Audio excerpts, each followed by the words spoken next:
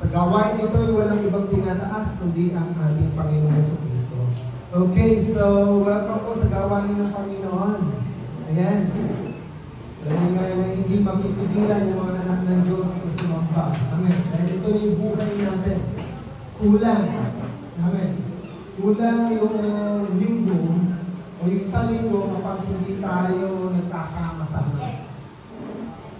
At tunay nga po na ito yung nais ng Panginoon na lagi nating maranasan at maging damdamin.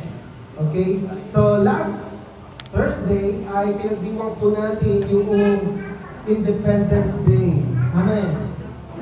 Sino rito nagagalak na malaya yung bansang Pilipinas o malaya tayong mga Pilipino? Amen. Ay, wala. Hindi nyo magpalad po tayo, hindi po natin naranasan yung pananakot ng mga Hapon. Tingnan nyo yung mga katabi nyo. Ayan, di ba magaganda yan? Nakpo! Iiyak yan, di ba? Nagpupunto yung mga lola namin. Nung panahon ng Hapon, talaga nagtatago sila. Lalo yung mga dalagita. Nako. Sabi nga nila, noon, nung panahon ng gera, nung panahon ng pananakot, yung mga tao, pag sinabi, "Huy, mga Hapon, tago!" Ngayon daw mga Pilipino, "Huy, mga Hapon!" Lakas kayo dyan, mga anak ko. Di ba? So, napakagandang isipin na tayo po ay nagdiriwang ng 127 years ng kalayaan. Amen. Na walang nagkukontrol, walang nananakot, walang masasabi natin na bilang mga Pilipino ngayon, malaya tayo sa ating ginagawa. Na maging itong pagsamba sa atin ay napakalaya. Diba? Na walang nagbabawal sa atin, "Oy, bawal ang linggong nagsasama-sama ang mga Kristiyano." Kapalad po tayo dahil hindi po tayo katulad ng ibang bansa na hirap sa pagsamba. Lalo na pagdating sa mga Saudi, ayan, sa mga Arab nation, di ba? Talagang hanggang maaari, 5 o kukunting grupo at kapag sila kumanta, napakahina. Dahil kapag nalaman sila ay Kristiyano, papauwiin sila. Mapalad nga kung papauwiin lang. Di ba? Yung iba, binubugbog, kinukulong. Ay, pinagpapayad pa naman. So, napakapalad po natin. At alam niyo po ba, na ang Diyos ay gusto tayong lahat ay maging malaya. Amen. Na hindi lamang sa panlabas, maging sa ating panloob na pamumuhay. At alam niyo po ba, na itong mga nakakaraang buwan, halos nandito tayo sa serye ng Heal, Restore, and Make It Whole. Tama? Na magkakaroon tayo ng breakthrough na halos karamihan ng mga kasakitan ay pinag-uusapan o natalakay na po natin. Ano na po yun? Mga physical sickness, spiritual sickness, ano pa? Emotional sickness. Tama? Parang meron na lang ilan na hindi natatalakay. Ano kaya yun? Iba ay napadaan na, pero hindi talaga tunay na tinalakay. Ano po yun? Ano? Ano daw? Mental sickness. Sabi mo sa katabi mo, makinig ka ngayon. Para sa iyo, mensahe nito. Sumagot naman yung katabing sinabihan, makinig ka rin. Okay. Ang pag-usapan po natin ay patungkol sa mental sickness. Pero hindi po ito patungkol sa kasiraan ng ulo. Okay? Ano tawag natin doon? Pagkabaliw? Or ano pang term? Mentally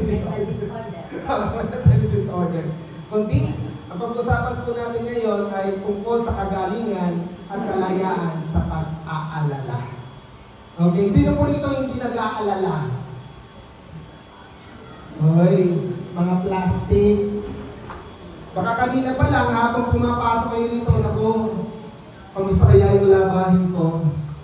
Naku, Luis na naman, kailan ba yung pasokan? Next week pa yan. Ay, nandila! Uy, hindi ka pala, di ba? Meron na bang rin? Diba? Ang dami sa atin na normal na lamang may pag-aalala. Tama? Na sa atin, bilang mga tao, iniisip natin na ngayon ay okay lang na mag-alala. Patunayan, may mga tao na iniisip nila na obligasyon nilang mag-alala. Alam niyo ba yun? Bibigyan ko kayo ng halimbawa. Bilang mga tao iniisip nila, kapag ikaw magulang, hindi ka nag-alala sa iyong mga anak, irresponsable kang magulang. Tama? Diba? Na kapag may sakit ang ngayong anak, dapat, nag-aalala ka dapat, may sakit yan, baka anong mangyari dyan. Pero kapag panatag ka, anong sabi magulang ka? Tama? Na meron sa atin, lalo na yung mga estudyante, nag-aalala sila sa kanilang pag-aaral, yung mga young professional, nag-aalala sila sa kanilang future, yung mga matatanda, nag-aalala sila sa kanilang kalusugan. Tama ba? Parang ang obligasyon natin na kapag tako tayo, ibig sabihin, kailangan mo mag-worry. Hello? Diba? Kumbaga, nakatatak na yun, bata pa lamang. Tinuturuan na natin, kailangan mo mag-alala.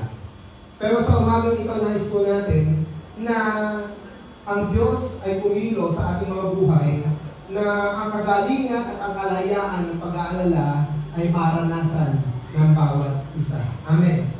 Dito po. Thank you, Lord. Magagamit ko niya ang aking PowerPoint. Pakitulong po sa mga nag-aayos.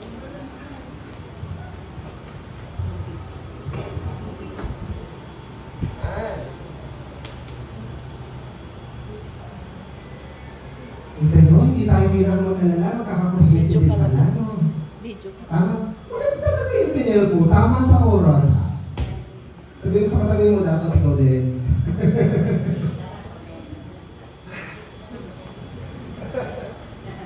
Okay, habang nakaset up na itong sounds natin. Hello, ayun. Salamat sa Diyos. Palakpakan nga po natin ang Lord. Ang Diyos, binibigyan tayo ng wisdom.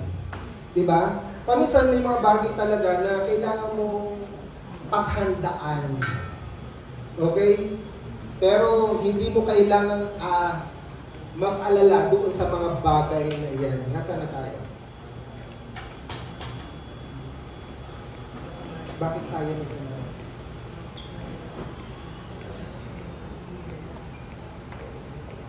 Okay, sa pag-aalala, ano nga po ba yung worry? What is worry? Ang sabi po sa definition, worry is a torment oneself with disturbing thoughts. Ulitin ko, worry is a torment. To torment oneself with a disturbing thought. Na ibig sabihin, kapag sinabi daw nag-aalala, ay ito daw po ay kaisipan na ang iyong iniisip ay mga bagay na hindi magaganda. Tama? Tinotorture mo ang iyong sarili sa mga bagay na paulit-ulit mong iniisip na hindi maayos at maganda. Sino ba rito ang gustong pahirapan ng kanilang sarili? Wala nang tataas ng kamay. Amen. Ayaw natin. Yung demonyo nga, sapat na yung ginagawa ng demonyo para guluhin tayo, di ba? Yung mga pahirap na ginagawa niya, ay huwag na po natin siyang tulungan. Na yung pagkabalisa na patuloy na ini-inject sa atin, huwag na nating dagdagan, huwag na nating patuloy na isip-isipin. Sabi nga po, worry is a self-torment, but God's will for you is peace. Amen? Sinasabi natin ayaw natin, walang iningon niya sa ayaw natin ng maruming bahay o kwarto na lang, doon tayo. Diba? Ayaw natin ng maruming kwarto. Allergic tayo dyan. Pero hindi natin napapansin na yung pag-aalala ay parang basura na yung nilalagay mo unti, dagdag ng basura sa ating kaisipan.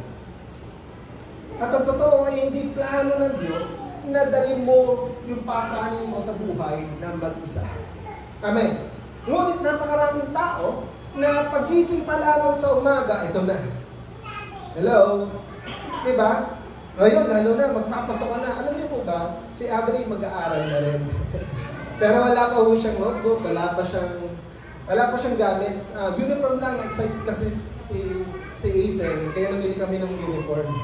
Pero wala pa siyang sapatos, wala pa siyang pampi, wala pa. Pero diba, itong tayo, pagising pa lang natin, ngayon, naku, paano yan? Mag-aaral na, nasaan na yung baunan? Nasaan na yung uniform? Nasaan na? Ang dami na nating alalahanin. Na yung mga tao, ang daming pasanin sa buhay, umaga pa lang, di ba? Yung takot na hindi natin alam ang bukas. Walang katiyakan. Yung mga hamon na parang hindi matapos-tapos. Na sa buhay po natin, naniniwala tayo na yung kailangan natin na labanan, kailangan natin sarili nating lakas para mapagtagumpayan yung bawat sitwasyon ng buhay. Pero totoo po pala, hindi tayo dinisenyo ng Diyos na lumaban, na humarap sa mga pagsubok, sa mga alalahanin ng mag-isa. Amen. Hindi po siya malayo. Ang Diyos, hindi tayo nilikha upang lumayo at pagkatapos obserbahan ka na lang niya. Dinisenyo tayo ng Diyos para kumilos siya sa buhay ng bawat isa. Na kung titingnan natin, ang Diyos ay mapagmahal na Ama, na handa niyang gawin yung mga bagay na hindi mo kaya. So, nais niya yung kanyang anak na lumakad ng may pagtitiwala at mawala yung alalahanin sa buhay. Amen. Nais po ng Diyos para sa kanyang mga anak na lumakad ng payapa at hindi sa pagpapatuloy sa pag-aalala. Napansin niyo po ba yung gasgas na talata mula sa Mateo? Anong sabi ng Mateo? Therefore I tell you, do not worry about your life, what you will eat or drink, or about your body, what you will wear. It is not like more than food, and the body more than clothes. So dito po, hindi daw po ito comforting word na tinuturo ni Jesus sa mga tao, sa mga mananampalataya, na okay, huwag kayong mag-alala. Hindi niyo ba alam na higit ang inyong katawan o higit kayo kaysa sa mga bagay na nandito, na kaya ng Diyos punuan ang inyong pangangailangan. Kundi ano daw po ito? Itong talata na ito na do not worry ay utos. It's a command. Amen. Hindi ito pakiusap, hindi ito suggestion na sinasabi ng Panginoon sa inyo, do not worry. Kundi ito yung utos na dapat sundin. Amen. Na huwag daw tayo mag-alala. Kakaiba yung ginagawa ng mundo kasi na sa panahon na ikaw ay nag-aalala, doon ang daming mga gulo at mga problema pa na imbis na makagawa ng solusyon, lalo pa nadadagdagan ang mga problema sa ating buhay. Bakit? Ayaw niya na pahirapan yung ating kaisipan sa mga bagay na hindi pa nangyayari. Diba? Na kapag nag-aalala tayo, ang dami nang pumapasok sa ating isipan na paminsan, yung iba siguro masyadong advance. December pa lang, nag-aalala na sila, ano yung handa ko sa Noche Buena? Okay. Pero mga ganyan. Ang sabi po ni Stanley Jones, isa po siyang missionary, na noong 70s po nabubuhay, sabi niya, worry is the interest we pay on tomorrow's troubles. Ang pag-aalala daw po ay ang interest na binabayaran natin sa mga problema para bukas. Kumbaga, hindi pa nangyayari, binabayaran mo na yung tubo. Sabi mo sa katabi mo, huwag kang maging advance. Amen? Mga estudyante, huwag tayong maging advance. Hello? Okay lang na basa-basahin, pag-aralan yung mga pinag-aralan ng nakaraan. Hindi pa final exam, nakala mo, exam na ngayon. Yung project, 1 linggo pa o 2 linggo pa, magdadaan, pero stress na stress, alala. Hello? Mga mamis, di ba? Huwag po tayong maging advance. Huwag mo nang bayaran yung interest. Ang totoo niyan, sabi nga, hayaan mo, mamumblema, mag-worry ang bukas sa kanyang sarili. Huwag mo na siyang tulungan. Dahil wala ka rin naman talaga maitutulong. Amen. So what is worry? Worry is related to fear. Wala nagsabi na, ay nako, sobra ako nag-aalala dahil may magandang mangyayari sa buhay ko. Meron bang ganun nagsabi? Uy nako, grabe! Sobra ako nag-aalala, ang ganda ng grades na mangyayari sa akin. Uy, alala ako dahil may mga magagandang bagay na gagawin ng Diyos. Wala eh. Wala nagsabi po ng ganyan. Amen. Lahat po kasi na nag-aalala sa akin ay nag-uugat saan? Takot. Fear. Ito po yung root cause kung bakit ang mga tao hindi pa nangyayari ay natatakot na. Kapag natatakot ka, doon ka magsisimulang mag-worry. That's right. Kapag naisip mo na mayroong pangit na mangyayari, nagsisimula ka na ngayong magawa ng istorya sa iyong isipan. At dahil doon sa istorya na yun, ano na naman, gagawa ka naman ng solusyon doon sa pangit na sitwasyon. Oh, mayroon pa na naman panibagong pangit kang maiisip. Diba? Kumbaga, iikot at iikot dahil sa ang takot mo, baka wala kayong kainin. Baka bumagsak ka sa school. Mapahiya ka. May masabing pangit ang tao sa iyo. Tama? Natatakot ka sa maraming bagay. Halimbawa, ito, karamihan ito, Happy Father's Day sa mga tatay. Palakpakan niya po natin ang Panginoon sa mga nagagwapuhan at mga makikisig nating tatay. Di ba? Yung mga tatay, sabihin na lang natin sa ating mga asawa, na kapag nag-chat tayo sa ating mga asawa, after 1 second, hindi nagre-reply. Tinignan, uy, naka-green. Ibig sabihin, naka-online. Nabasa, hindi pa rin nagre-reply. Ano iniisip? Nanay to. Balik-talik mo lang natin. Yung mga nanay kasi ang magaganda yung example. Kasi yung mga lalaki, hindi naman talaga nagre-reply. Diba? Ano kagad? Hindi, ako baka galito sa akin na baka nagtatampo to. Ano kaya nasabi kong pangit? Isang segundo, isang minuto na hindi pa rin nagre-reply. Ako, ano na yung nangyari sa kanya? Nabasa naman. Baka nabagsakan na ito ng aeroplano Diba? Kung ano-ano na naisip natin, uy, baka sino yung kausap nito? Sino kaya kasama nito? Hello?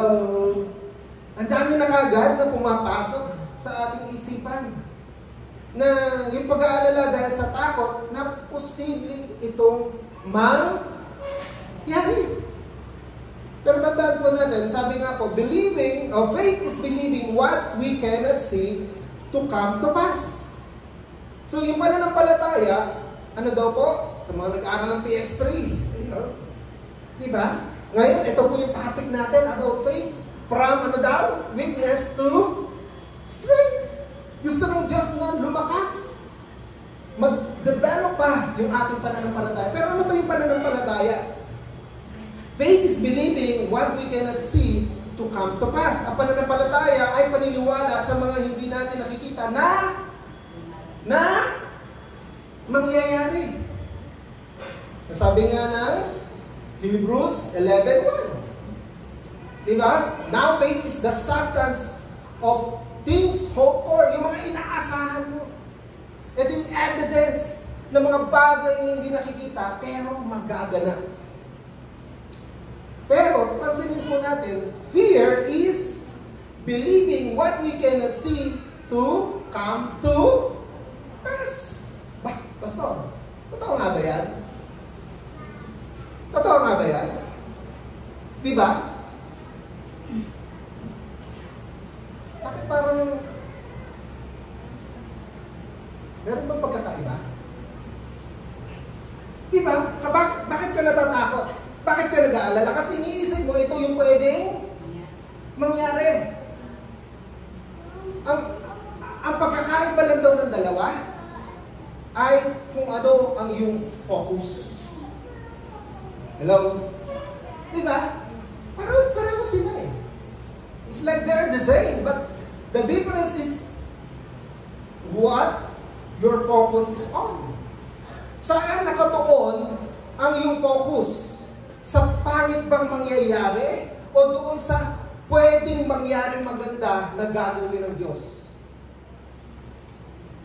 Nakakuha niyo? Na kaya pala sinasabi ng Panginoon, do not worry. Bakit? Because the worry is the root issue ng fear.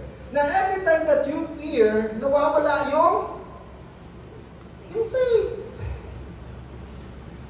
Natatabunan yung pwedeng gawin ng Diyos at nadadagdagan yung mga taong, mga bagay, sitwasyon na kinatatakutan mo.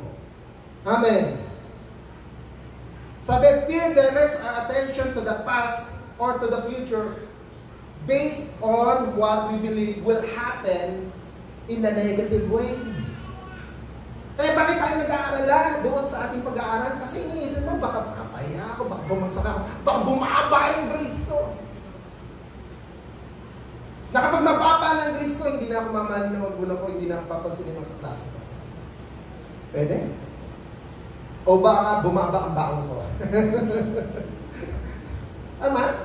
Marami tayong takot, kaya nangyayari, imbis na tuloy tingnan natin yung pwedeng magandang gawin o magandang mangyari, naka-base tayo doon sa negative na pwedeng mangyari. Ano pa? Fear, ito daw yung abbreviation. Kaya pag sinulat niyo yung fear, is false evidence appearing real. Mga false evidence na akala mo ay totoo. Kaya ka kasi natatakot dahil akala mo ito na yung mangyayari. Sino rito nakabalita doon sa Air India na bumagsak na aeroplano at isa lamang ang natirang survivor? Diba? Kung ikaw ngayon ay nakabook na, halimbawa pupunta ka ng Japan this coming June, ano na lang?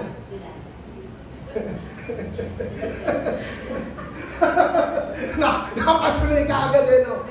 Habaan natin, December. Okay? Nakabook ka na sa December, tapos etong balita na itong ilang beses na, ilan ng aeroplano bumabagsak, ano mangyayari? Ika-cancel ko ba? Kaya lang, walang pwedeng cancel. Hindi pwedeng i-cancel. Nakabook na yung hotel, nakabook na yung pupuntahan mo, nagbayad ka na ng mga ticket doon sa mga rides, sa mga pupuntahan mo. Planado ng lahat. Anong gagawin mo? 6 na buwan ka bang mag-iisip? Ano yung nangyayari sa mga sasakyan ko? Babagsak kaya ito? Hindi. O, sino kaya kaaway mo rito? Pwede ibigay ko lang sa kanya yung ticket na ito. Hello? Alit, fear and faith. Po pwede na yung 6 na buwan na ito na magdadaan, ang buhay mo ay punong-puno ng takot. Pag-aalala. Baka kailangan ko na agad magsuot ng life jacket pagpasok ko pa lang sa aeroplano. Diba? Po pwede kasi yun eh. Before pa lang mag-enter ka, grabe, pinahirapan mo yung sarili mo ng 6 na buwan kaysa, ano daw yung faith? Yung hino-hope mo. Dati nag-schedule ka, uy, makikita ko ito, mag-i-enjoy ako dito, sasakay ako dito, papasyalan ko si Brother Archie. Ako na ba? Di ba yung parang ang dami mong magagandang plano na dahil sa fear, natabunan ito ng pag-aalala. Sabi nga, kung may faith ka daw, hindi ito po pwedeng mag-coexist. Maghahatakan sila. Amen? Kaya nga, ano sabi ng Panginoon? Do not worry. Gusto ng Diyos na i-enjoy mo yung buhay dito sa lupa. Ano sabi niya? Naparito ako upang bigyan ka ng buhay na ganap at kasiyasiya. Hindi yung mukha kang masaya, pero yung isipan mo. Kaya nga po ulit, gusto ng Diyos magkaroon ng breakthrough ngayon. Amen. Hindi yung, ay, nakatapos ako ng pag-aaral, pero puno ng stress. Ay, napalaki ko yung mga anak ko, pero puno ng stress. Hello? Gusto ng Diyos magkaroon ng breakthrough. Makalaya tayo sa sobrang pag-aalala. Ano pa? Worry is a thief that steals your joy. Tama eh. Ito'y isang magnanakaw na akala natin, sabi natin, ayaw natin mawala ang joy natin, ayaw natin ang may pumasok sa kaisipan natin, pero sino ba yung napapapasok dyan? Ibang tao ba? Sino ba yung may karapatang magpapasok ng positibong o negatibong kaisipan sa iyong kaisipan? Amen? So, ninanakaw niya yung peace of mind. Binubulong sa iyo na wala ka siguraduhan. Tama? Binubulong sa iyo sa iyong isipan na, uy, kailangan mong mag-alala. Pinaniniwala ka na sa iyong palaging pag-iisip tungkol sa isang problema at kung papaano o maaari mo itong ayusin. Diba? Paminsan, diba, may mga gabi na hindi ka makatulog. Bakit? Kasi iniisip mo na, paano kaya akong gagawin ganito, ganito, ganyan? Tama? Na iniisip natin, ako, ito especially kapag may sakit. Hindi mo naman kontrol yung sarili mo. Amen? Na kung gusto mong gumaling, gusto ko na gumaling na ngayon. Kasi magpipris pa bukas. Amen? Na kung pwede kong isipin, oy, kailangan gumaling, Lord, paggaling mo. Na ang totoo po, ang pag-aalala ay hindi pa nakakalutas ng kahit isang problema. Amen. Kaya kung sa simula pa lamang mag-aalala ka na, pigilan mo na. Iba kasi yung pagpaplano sa pag-aalala. Okay? Iba yung pinaghahandaan ng sitwasyon, kahit kumare, isulat mo na. Alam mo, may mga bagay kang gustong gawin, isulat mo na. Kasi kapag hindi mo na isulat yan, yung utak mo para bang nire-record, inuulit. Napasin niyo yan? Yung mga to-do list, lagay ko na lang. Kasi kapag nakasulat yan, panatag na yung isipan mo, naka-record na yan, huwag mo nang isipin. Diba? So, ano nga ba yung bunga ng pag-aalala? Una, syempre, naubos yung lakas natin sa kakaisip. Para bang nasa rocking chair ka, gusto mo nang gumawa, pero tumbak ka lang ng tumba, pero wala kang nararating. Maghapon, magdamag. Akala mo, madami mong natapos, pero, yun pa rin. Naubos yung alas 12 hanggang alas 5 na madaling araw, sa kakaisip mo, may nangyari ba? Wala. Naubos ang iyong lakas. So, maging doon sa aktual na buhay o aktual na pangyayari, dahil wala ka ng lakas, ano nangyayari? Naka-clouded na yung kaisipan. Nagkakamali ka ng tuloy ng judgment. Dahil, yun ka eh. Pagod ka. Yung dapat sanang lakas, kaya nga sabi, interest, yung strength mo ngayon, na gagamitin para bukas, dahil inubos mo na yon, sa kakaisip, sa kakaalala, ano mangyayari? May lakas ka pa ba para bukas? May joy ka pa ba para bukas? Kaya inis na lang. Amen? Hindi lamang yan. Ano yung mga sakit na pwedeng dalhin ng pag-aalala? Di pagkatulog. Depression. Stress. Ano ba? ulcer. Ano pa? Sakit sa puso. Na maging cancer. Diba? Ang dami. Puro basura ang pwede palang ibigay nito. Kaya nga pala sinasabi ng Diyos sa atin, do not worry. Kung meron kang papapasukin sa iyong kaisipan, or ibaband, okay? Itong pag-aalala. Huwag kang pumayag na gayahin yung ibang tao na normal lang na mag-alala. Amen. Dahil sa pag-aalala, ano pa? Nalalayo ka sa Diyos. Doon sa may kapangyarihan na baguhin yung sitwasyon ng iyong buhay. Diba? Imbis na tuloy na lumapit ka sa Panginoon, walangin ka sa Panginoon, manampalataya ka sa Diyos, ano pinapakita mo? Paulit, ulit. Yung pwede mong gawin.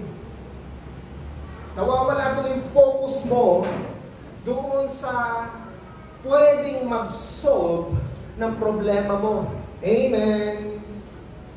Diba? Tama? Na imbis na gumawa, magplano, gumawa, mag-isip na kung ano yung solusyon, magsimula ka ngayon, lumapit sa Panginoon. Sabi, sa pananampalataya ay sinasabi ng Diyos na mas malaki siya kaysa sa ating problema. At may maganda siyang plano. At siya ang may control. Amen. That God is in control. That He can solve whatever problems, whatever worry na meron tayo sa buhay po natin. Kasi kapag ikaw ay nag-aalala, dito na nagsisimula na ang pakiramdam mo nag-iisa ka. Kaya nga pati nasa paligid mo, sinisisi mo, bakit ikaw hindi ka nag-aalala? Diba? Bakit alam mo yung nag-iisip dito sa bahay nito? Narinig niyo na ba yan? Bakit ako lang ba yung nag-iintindi sa negosyo na ito, sa trabaho na ito, sa pag-aaral na ito? Di ba group study ito? Na kapag nag-aalala ka na, doon nagsisimula, aking trabaho ito, aking laban ito. Pero pag sa pananampalataya, pinapaalala sa Diyos, sa iyo, na ang Diyos ang kasama mo. Amen. That God is with you. Sa pag-aalala, nakakulong ka sa takot. Amen. Na kung ano yung pangit na mangyayari. Pero sa pananampalataya, nagbubukas daw ito ng pintuan ng kapayapaan na kung alin ang pipili mo dahil sa pareho ito na pwedeng mangyari sa iyo. Amen. Na ito yung gusto mangyari sa atin ng Panginoon. Huwag kang mabuhay sa pag-aalala. Amen. Number 4, worry is a fruit of pride. Sabihin nga po natin, pride. Bakit daw? Paano naging bunga ng kataasan, pagmamalaki, yung pag-aalala? Kasi sa pag-aalala, doon sa mga bagay na ginagawa mo, sa iyong pag-iisip, sa iyong pamamaraan, iniisip mo na paulit-ulit na maaaring meron kang sagot, di ba? Na masolusyonan mo yung sitwasyon o yung pangyayari. Katulad niyan, sasakay ka ng aeroplano, paano ito? Ikaw ba yung piloto? Ikaw ba yung aeromechanics? Diba? Na lahat ng bagay na iniisip mo, paano ito masusolusyonan upang hindi bumagsak? Diba? O yung problema, paano masusolusyonan mo yung bagay nito? So, ibig sabihin, kung mag-aalala ako ng matagal, ay maaaring kong malutas ang aking problema. Eh, ganyan. Totoo yun. Diba? Iniisip natin na mas magaling tayo, kaya natin ito ginagawa. I have a solution for this. Don't worry. Pero totoo, ikaw nag-worry. Amen. Na dahil dito, sa ating pag-aalala, sinasabi natin, Lord, tumahimik ka muna dyan.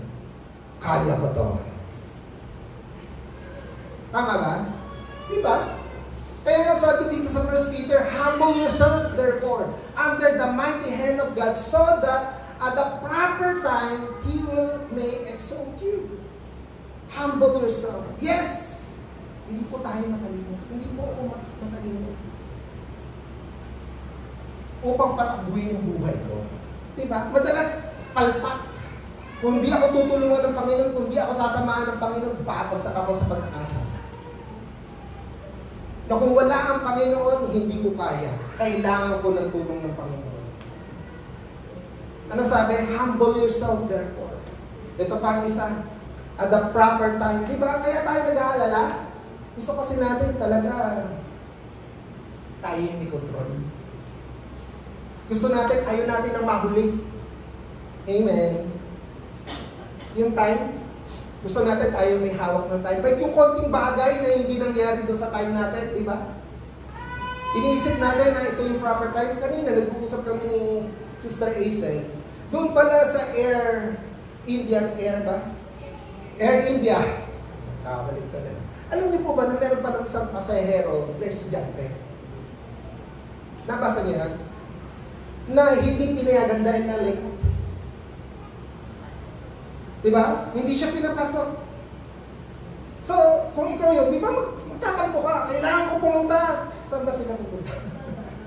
Sa London. I need to go to London.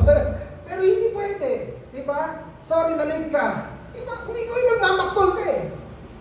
Tama? Magagalit ka sa piloto, baka murahin mo na nga eh. Nagbayad ako, pero hindi ano.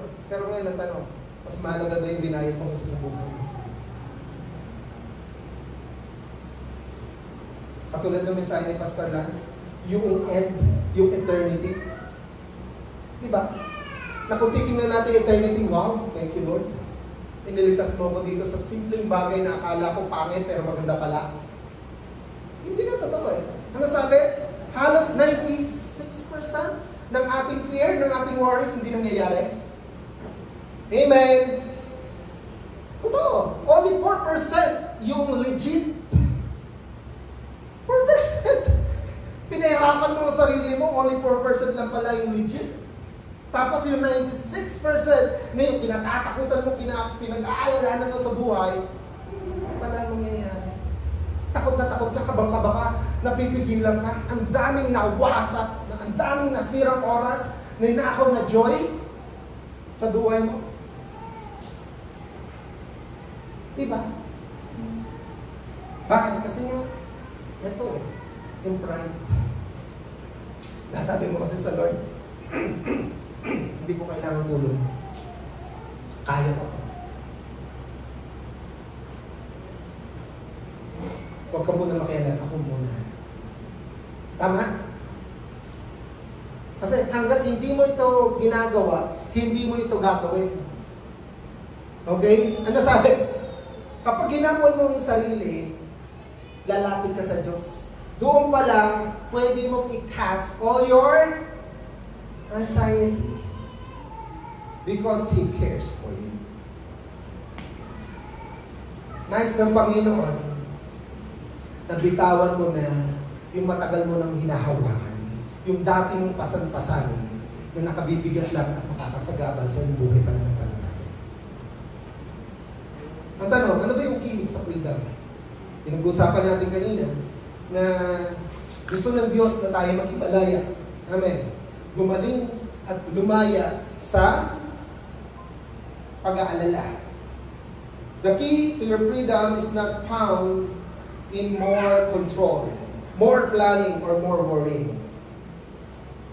The key to freedom is found in surrender. Kailangan mo munang sumuko. Matatagpuan daw yung susi ng pagkalaya sa pag-aalala sa pamamagitan ng pagsuko. Balikan natin, nasabi doon, humble yourself, therefore under the mighty hand of God. Hindi ka kasi lalapit sa Diyos hanggat hindi ka sumusuko. Diba? Madalas kung kailan lang tayo may bigat na bigat, yung matinding problema, yung talagang halos talagang wala na tayo magagawa, doon pa lang tayo sumusuko. Doon mo nararanasan ang kapangyarihan ng Diyos. Doon mo nararanasan yung himala ng Diyos na kaya niya kunin, kaya niyang solusyonan. Ano ba yung anxiety? Ano bang mga problema? Ano bang na bagay na nagpapabigat sa atin? Sabi nga po, natatagpuan ito sa sandaling pinili mong ilagay ang iyong pag-aalala at takot sa mga kamay ng Panginoon. Amen. Nagkakaroon ng freedom sa sandaling itigil mo yung pagsisikap na ayusin ang lahat sa iyong sarili at simulang pagtitiwala sa isa na hindi kailangang nabigo. Amen. Ilan na daw sa mga plano natin nangyari. Mula nung tayo nagkaroon ng isip, hindi isilang kasi ano na yun eh. Nagmula tayo mag-iisip hanggang sa panahon natin ngayon, ilan ang mga plano ang nangyari? Pero ang tanong, ilan ang plano ng Diyos ang nangyari? Kanino mo ngayon ibibigay yung plano mo o yung buhay mo? Amen? Para daw itong inantulad sa isang bilanggo. You are a prisoner holding your own key. Pero because of fear, because of anxiety, hindi mo alam kung ano ang gagawin. Pero nasa Jesus eh. Maraming ganyan eh. You're holding the key ng kalayaan. Nasa sayo, hindi sa tatay mo, hindi kay pastor. Kahit anong prayer namin sa'yo, kung hanggang ngayon gusto mo pa rin nakakulong, wala kami magagawa. Amen. Kasi kung pwede ngayon, yes, gusto kong maging malaya, pero mamaya, hindi pa tayo lumalabas dito. Ano kaya? Kunin ko kaya agad yung susi. Pero ang Lord, nasa labas, sinasabi niya, give me the key. Bigay mo sa akin yung susi na yan. You need to surrender. Amen. Ganito yung anxiety, yung worriness, pinapanatili kang nakalak sa selda. Nakakala mo tuloy, marami kang magagawa, pero ang totoo, wala kang magagawa. Amen. Lalo lang bumabagal, lalo lang tumatagal, yung dapat sana nagkagawin mo. Pero nais ng Diyos, makawala ka rito. Anong kailangan? Surrender. Sabi nga, ang takot ay mawawala ng kontrol sa sandaling hayaan mo ang Diyos na sakupin ang iyong alalahanin. Palakpakan nga natin ang Panginoon. The moment you can trust the Lord, your worries, diba? Your worries, your anxiety, doon nagsisimula, nawawala ng kontrol, unti-unti, yung mga alalahanin na mayroon ka. Unti-unti nalalaglag yung mga posas na iniisip mo, ikaw, kaya mo yan. Kaya ko to. Pero ang totoo, hindi natin kaya. Hindi po natin kaya. Kailangan natin ng tulong ng Panginoon. Sabi nga, yung bagay ng buhay, lalo pang maggalaiti sa atin. Diba? Yung parang bang, meron ka ng problema, meron pa rin darating, madadagdagan. Pero tandaan po natin, kasama po natin yung Diyos na nagpahinahon ng dagat. Yung takot ay susubukan tayo mag-alala at ibulong sa'yo, paano kung hindi mo yan mapagtagumpayan? Diba? Kaya nga, madalas, ibinigay mo na sa Diyos, pagkatapos, paano kung hindi mag-workout? Teka, Lord, ako muna. Diba? Ngayon, kung bisido tayo, Lord, ikaw, kaya mo yan. Pero mamaya na naman, Lord, baka hindi mag-workout yung pananampalataya ko. Baka hindi mangyari yung gusto kong mangyari. Dapat mong tandaan, si Jesus ang kasama mo sa bangka. Amen. Na kung paano yung mga alagad sa panahon na ang tindi ng bagyo, ang tindi ng hangin, yung alon, halos sabi doon, ilubog sila ng alon. Pero si Jesus, anong kanyang ginagawa? Ano po? Katulad ng katabi mo. Ano? Natutulog. Hindi dahil sa wala siyang pakailam, kundi wala siyang takot sa bagyo. Amen. Wala siyang takot na, oy, nako, mawawala na akong trabaho. Diba? Ang daming bagyo na dumarating sa akin. Uy, pasokan na naman. Allowance, tuition fee, uniform. Napakuha niya? Si Jesus hindi niya pinapaliwala yun, pero hindi siya natatakot doon. Amen. At kung paano sabi nga na ang Panginoon, nung nakita niya, nag-request yung mga alagad, anong kanyang ginawa? Pinatahimik niya. Baka kailangan mo lang mag-request sa Panginoon. Amen! Kasi kung kasama mo ang Diyos, kung nasa puso mo ang Panginoon, kung talagang ikay mananampalataya at anak ka ng Diyos, amen, na sinasabi natin, God is with us, God is for us, and God is in us. Diba? Grabe niya eh. Nasa sa iyo, nasa katabi mo, nasa dulo, nasa paligid mo. Tapos, eto may bagyo. Hindi, Lord, kaya ko yan. Ganito lang naman yan eh. Ulit, you need to surrender. You need to surrender. Sabi nga po, si Jesus ay kasama mo sa iyong bagyo. Ang sitwasyon na nawawala ng kontrol ay nasa kanyang kontrol. Huwag kang matakot. Sa panahon hindi mo na kaya, ibigay mo sa Panginoon. Kasi, God is in control. May magagawa ang Diyos. Amen. Isa pa nga natin palakpakan ng Panginoon. Paano yung ginagawa? Number 2. Ano yung key for freedom? God's strength is made perfect in your weakness. Na ang lakas ng Diyos ay lubusan na hayag sa ating kainaan. Ano ang tinuturo ng mundo? Itago mo ang iyong mga struggles. Huwag mo sabihin yan sa asawa mo. Huwag mong ipanandakan yung kahinaan mo. Pagkatapos mag-isa kang nagmumuni-muni, ay ganito, kawawa. Diba? Ang dami-dami kong problema. Yan ang gusto ng mundo, umasa ka sa iyong sarili at hindi sa lakas ng Panginoon. Hindi mo inaasahan ng Diyos na buhatin mo ang lahat ng pasanin dito sa mundo. Tandaan niyo po yan. Ito yung maling mga kaisipan. I can do it! Diba? No, you can't do it. Na kaya mong mag-isa, hindi mo. Sa katunayan nga, kapag ginagawa po natin yung mga bagay na yun, ipinapakita nga natin na sinasabi natin, Lord, wala akong magagawa, kaya ko. Pero totoo, lalong nahahayag yung kalakasan ng Diyos. Sa panahon, Lord, hindi ko to kaya. Nadidepress na ako, na-stress na ako, Lord, hindi ko to kaya. Tulungan mo po ako. Diba? Kapag nag-aalala ka, ay maasa ka sa sarili mong lakas. Subalit sa panahon na ikaw'y nananampalataya sa Diyos, na sinasabi mo, Lord, ikaw lamang yung maaari kong panghawakan, na kaya mong dalhin yung aking mga pasanin. Na sa sandaling yun, kapag sinuko mo yung alalahanin mo sa Panginoon, doon yung kanyang kapangyarihan ay gagawa at makikita mo yung kanyang paraan na hindi mo inaasahan. Amen?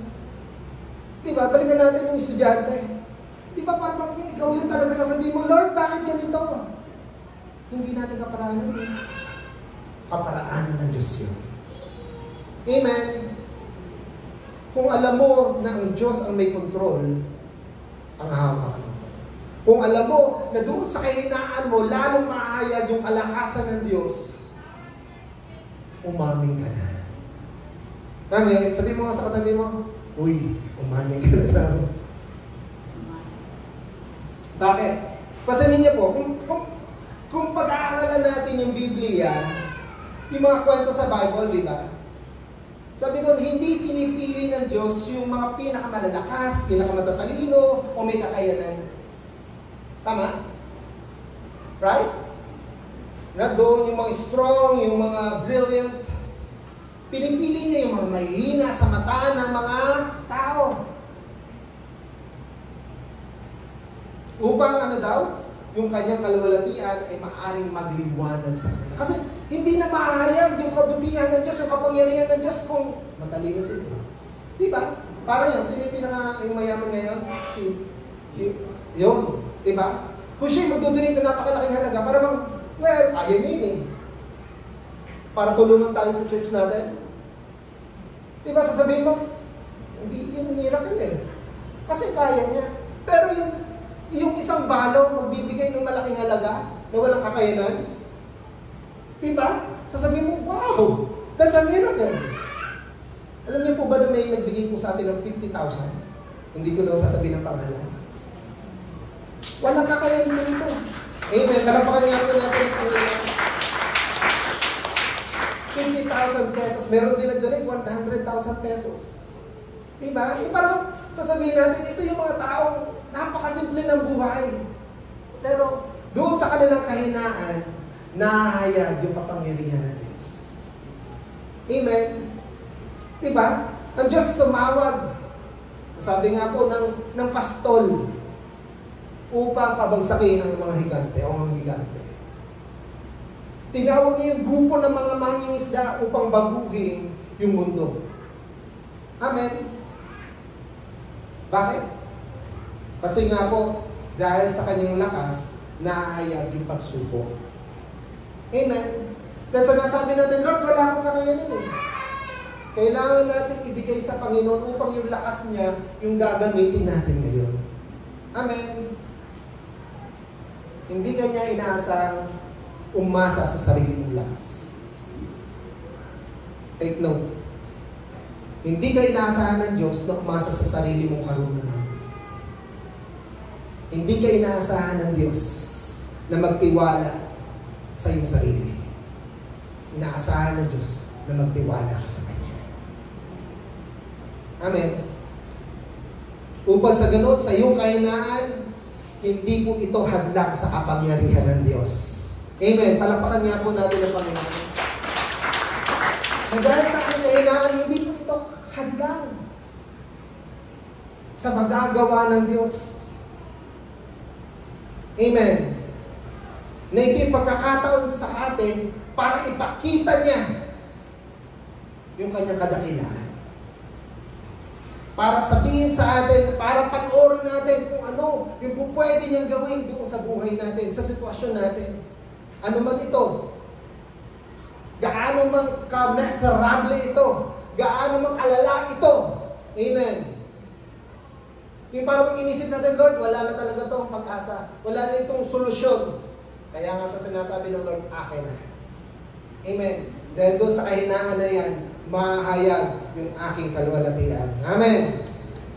Lastly, God's love for you is the foundation of your trust. Bakit tayo nag-aalala? Kasi hindi natin alam yung mangyayari. Hindi natin alam kung ano yung pwede natin o sino yung ating pagkakatiwalaan. Ang sabi, ang pag-ibig ng Diyos ang siyang pundasyon sa iyong pagtitiwala.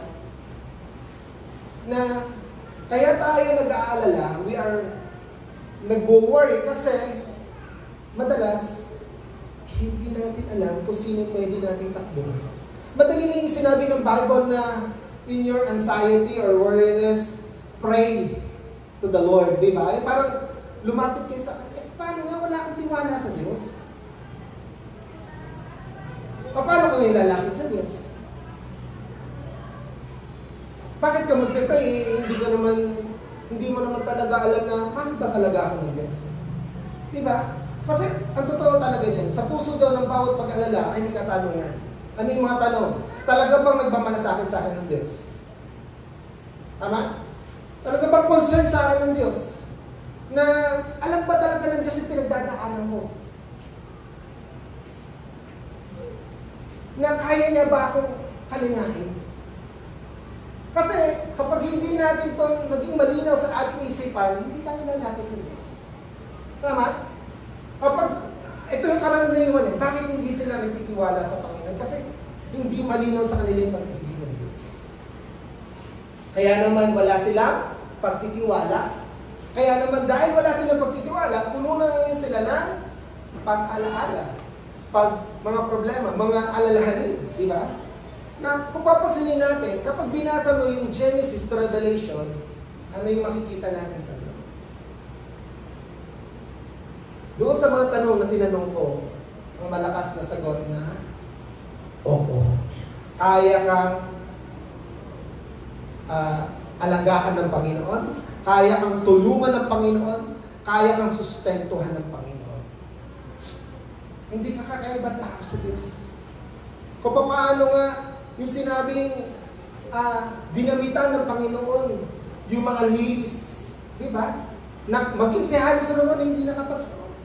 Yung mga maya, ang Lord ang nagpakain, itong mga hayop mo, itong mga creation niya lang ito. Eh, ikaw, anak ka ng Diyos. Amen. Anak ka ng Panginoon. Kung iyon, binigyan niya ng pangako na aalagaan niya, kakalingahin niya. Si Peter, di ba, bago siya umalis, sabi ng Panginoon, feed my lamb. Alagaan mo yung aking mga tupa. Pakainin mo ang aking mga tupa. Talaga bang literal ang mga tupa? O si Jesus nga, bago siya umalis, naghabilin pa. Amen. Gaano kaya ikaw? Ikaw na anak ng Panginoon. Amen. Mahal na mahal ka ng Panginoon. Ang sabi, kung ang sarili niya ang anak ay hindi niya ipinagay, sa halip ay binigay para sa ating lahat, hindi kaya niya ibibigay ng masagana sa atin ang lahat ng bagay.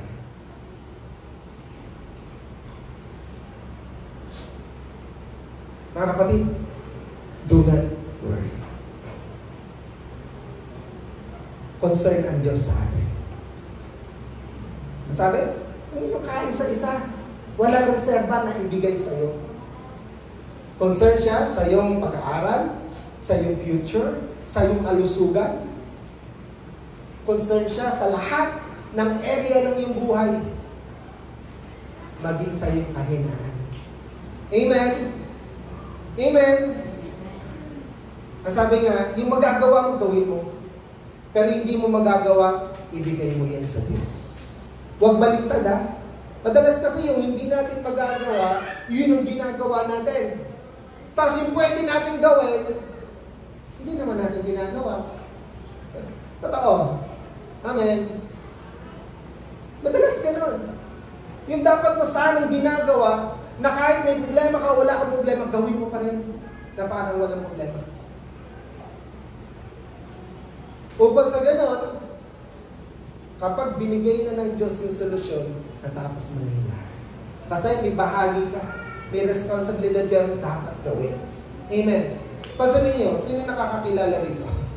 Sa African Impala. Okay. Ito pong African Impala na ito, pwede pala itong tumalon ng 10 feet high. At sabi, and cover the distance of greater than 30 feet. Kumbaga, ganun sila kalakas tumalon. 30 feet. Pero daw, kung pwede daw silang ikulong sa zoo nang merong 3-foot wall. Bakit? Kasi sila, sabi, the animals will not jump if they cannot see where their feet will fall. Kaya kahit na 10 feet, kahit 30 feet pa yung kanila kayang talunin, pero nakukulong sila kapag hindi na nakikita kung saan sila babagsak. Natatakot sila. So the same thing with us, na yung faith is ability to trust what we can't see. And with faith, we are freed from enclosure. Malaya na tayo. Pinalaya tayo ng pananampalataya. Pinalaya tayo na huwag mag-alala at isuko ibigay sa Panginoon yung mga bagay na hindi natin kaya. Amen. Tumayo po tayong lahat. Pray and surrender your works to God. Replace fear with faith by meditating God's character. Mahal ka ng Diyos. Kaya yan ng Diyos. Amen. Huwag mong ulit-ulitin yung mga solusyon. Sa Jesus ang solusyon. Amen. Walk in peace that only Jesus can give.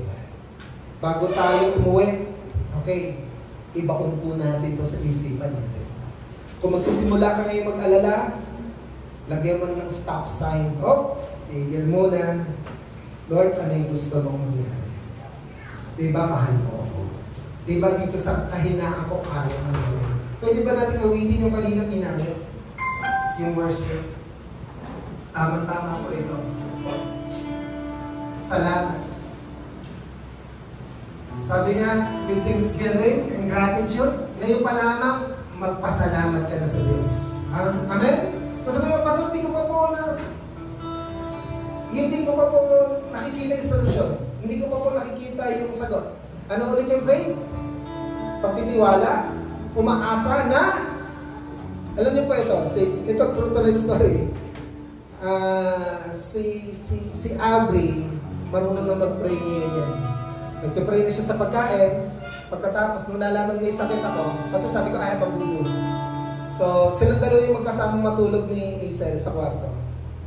Every time na matutulog sila, o kami dapat, nagpe-pray yan. So, sabi niya, Lord, I pray for Daddy that you will hear boo-boo, his boo-boo, and he will feel better. Pagkatapos sa Aisel, yesterday naman, siya may sakit. So, ang kwento sa akin ni Aisel, bago sila matulog dahil nagkagawa ako, sabi niya, are you still okay, Mami? Sabi, okay, I will pray for you. Lord, tulungan mo ako, I will pray for Mommy's boo-boo that she will feel better. And then, Abri asked Aisel, tinanggal niya yung mask dahil na nakamask siya, ayaw niya mahawa. Sabi niya, Mommy, are you okay? No, I'm not yet okay. And then, pray na naman siya, Lord, I pray that you will heal her boo-boo. Tinanggal na naman, Mommy, are you okay? 4 times? Diba? 4 times yung ginawa. That's faith. Na kapagkatapos mong manalangin, kahit hindi, diba? Sabi ko nga, ganyan yung bata. Kaya nga sinasabi ng Bible, you need to be like children. Have a mind of a kid. Bakit? Kasi, gano'n, kapag sinabi mo, kayang magpagaling ang Diyos, hindi na yung mag-isip, kaya ba? Kaya. Kaya mag-provide ang Diyos? Kaya. Kaya kang tulungan ng Panginoon? Kaya. Diba? Wala nang ibang explanation, walang mahabang explanation to say, na nako, ganito ang gagawin ni Jesus. Hindi na. Tinatanggal niya. Sabi, are you okay, Mami? Grabe. Kaya nga sabi ko sa inyo, kahit yung mga bata, tuturuan tayo niya para sa Panginoon. The same thing with us. Ngayon, magsimula tayo mag-worship. Ngayon, kung ano man may problema ka, kung ano yung mga alalahanin mo, it's about time. Whatever your anxiety, whatever worry that you have right now, let us surrender. Okay? Let us surrender it to the Lord. Hindi nyo na kailangan umalis dyan. You don't need to go in the front. But you need to surrender it to the Lord. Sige po, as we worship. Hallelujah. Yes, Lord. Thank you for your word. Thank you for your presence. Kasama ka namin ngayon at naghihintay ka sa amin, sa bawat isa sa amin na mayroong kabalisahan, may alalahanin, kung kailan ka susuko. Hallelujah. Kailan mo ibibigay yung mga alalahanin na yan sa Panginoon? God is waiting for you right now.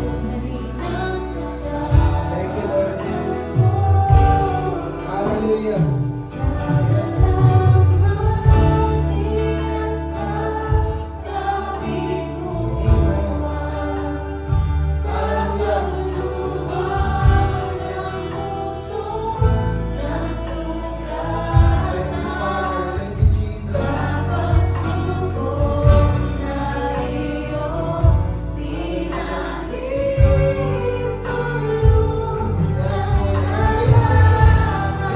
Problem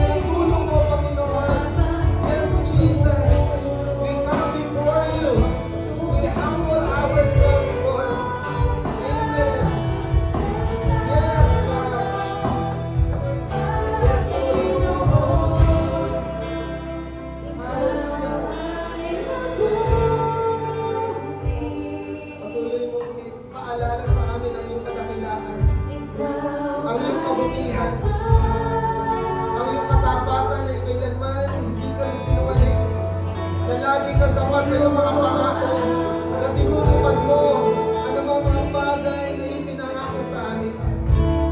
Lord, inutusan mo kami, do not worry. Do not worry. Because itiwala namin sa iyo. Lahat ng aming mga takot, lahat ng mga bumabagabag sa amin, lahat ng mga bagay na hindi namin kontrol, Panginoon.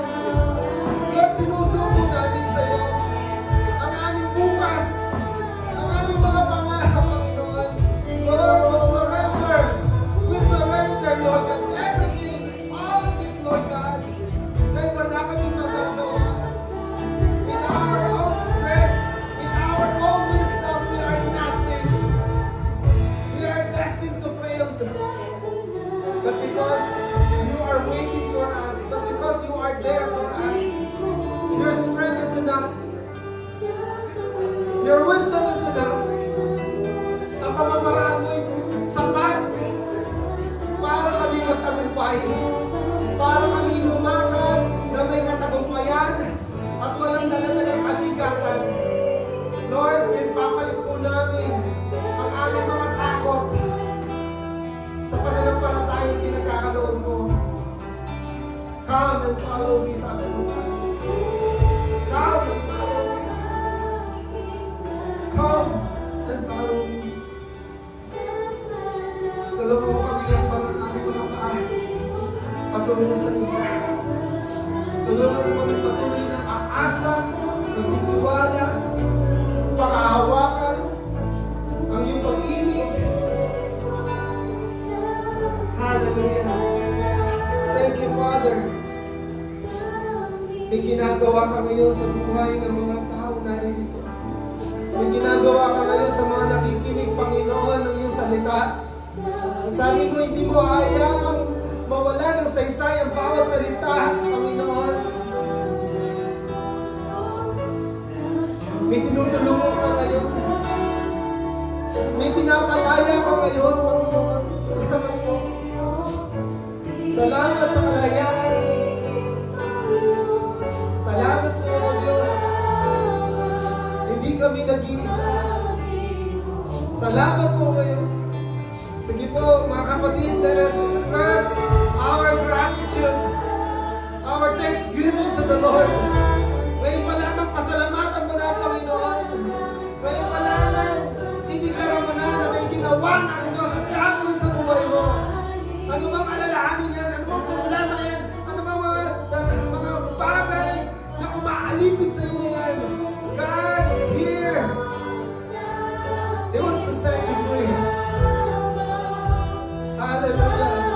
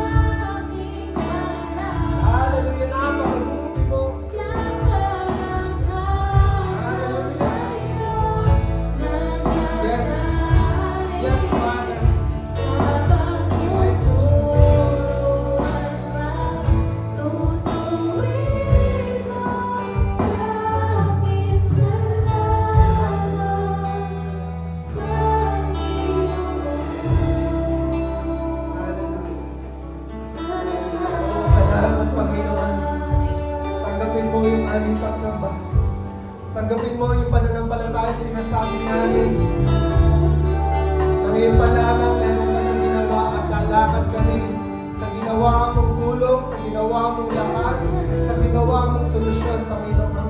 Lalabas kami sa lugar na ito na hindi na alipin ang alalahanin, Panginoon. Lalabas kami sa lugar na ito na punong-puno ng pag-asa, punong-puno ng pagtitiwala at pagpapasakop sa iyo. Panginoon, patutunayan mo yan sa iyong mga anak. Paparanas mo po yan sa bawat isa na nagtitiwala at umaasa sa iyo.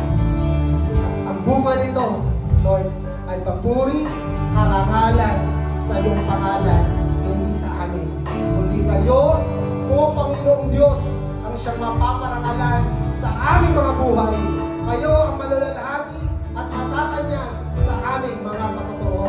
To you the glory and honor and the highest praise, the thanksgiving and adoration, all belongs to you. In Jesus' name, in Jesus' name, amen.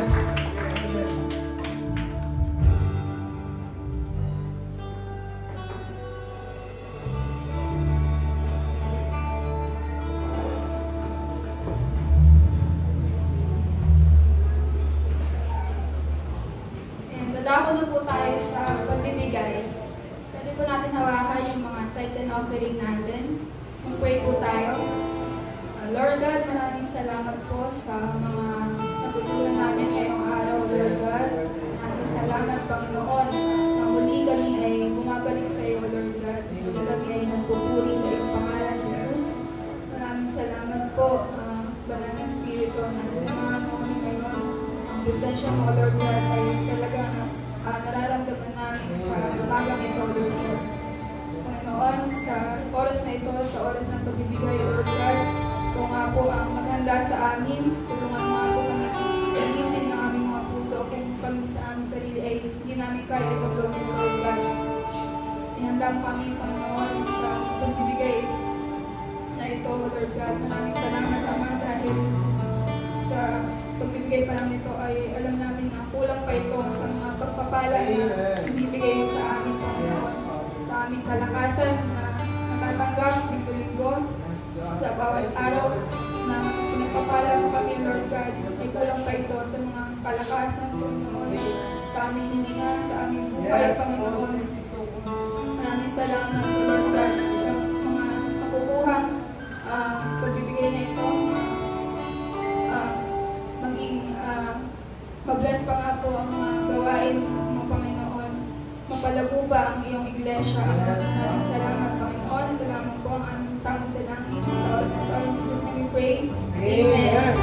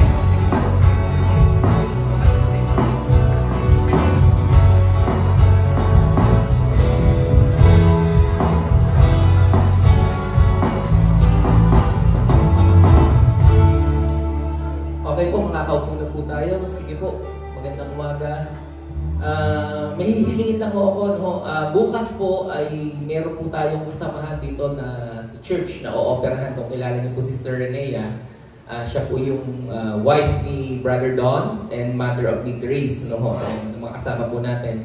Bukas po ang kanyang operation 9 a.m. Sa Mount Samat Hospital. At if you can remember po yung 9 a.m., I request everyone just to say a prayer na at 9 a.m. Until what time the operation? How many hours? 3 to 8 hours. Sorry? 3 to 8 hours. So, sana po, Kung maano nyo, 9 a.m. tapos maano nyo po, sana po, I just request at least a day. No? Hindi naman kinakailangan buong 8 hours, pero at least, if you remember, just say a prayer for her. No? Tapos ngayon po as a church, shall we all stand and let's pray? No? As a church, the Lord said na whatever na pag-aking pagdidesisyon na, pagpapasyahan, no, ay kasama natin ang Diyos, ano man ang ating pinipapasyahan. So let's pray. Yes, Lord, we bow before you. Lord God, salamat po, Panginoon. Alam mo yung kinakaharap po nila, hindi po simple ang operasyon, Lord God. Isang delikadong operasyon na kung saan puputulin yung kanyang esophagus, Lord God, bubuksan yung kanyang katawan, o Diyos, pagduduktungin yung mga dapat pagduktungin. Hindi po madali, Panginoon. At Lord God, nakakatakot at may mga pag-aalala. Pero salamat sa pangako. Salamat sa mensahe ngayong umaga na kasama ka namin, Panginoon. Hindi, wala kaming dapat ipag-alala, Panginoon, dahil ikaw ang Diyos na gagawa ng himala, na ikaw ang Diyos na nasa control, na ikaw ang Diyos na nag-aalis ng aming mga takot, Panginoon. Lord, sa oras na ito, pinagkakaisahan po namin bilang isang iglesia, Panginoon, at inilalapit sa iyo ang kalalagayan ng aming kapatid sa pangalan ni Jesus, O Diyos. Lord God, kami sama-samang lumalapit at inihiling na iunang mo ang iyong kamay kay Ate Renea, Panginoon, sa pangalan ni Jesus, in the name of Jesus, Lord God. Lord, hayaan mo ang kagalingan na nagmumula sa iyo at dumaloy sa kanyang buhay, ang kagalingan na nagmumula sa iyo, Panginoon, ang kanyang maranasan sa ngayon. Lord, ihanda mo po ang kanyang pangangatawan o Diyos sa gagawing operation o hindi man gumawa ka ng himala bago ang operasyon, Panginoon. In the name of Jesus, Lord God, alam po namin na magiging maayos ang lahat. Alam po namin na gagawin mo pa po siya ng kanyang pamilya. Makakasama pa po namin sa pangalan niya sa paglilingkod mo, Diyos. Salamat po, Panginoon. In the name of Jesus, Lord God, salamat po sa iyong gagawin sa kanilang buhay, sa kanilang pamilya, Lord God. Kayo din po maghanda sa kanilang buong pamilya, Panginoon. Sa lahat po, Panginoon, pagpapagaling, sa finances, sa lahat po, Panginoon, kayo po ang mag-provide, O Diyos. Salamat din po, Panginoon, at kayo po ang maging kaaliwan ng kanyang pamilya, Panginoon. Salamat po, Panginoon, at lahat po ng iba'y amin pong hinihiling. Sa pangalan ng Ama, ng Anak, ng Espiritu Santo. Amen and amen. God bless you po. Salamat po.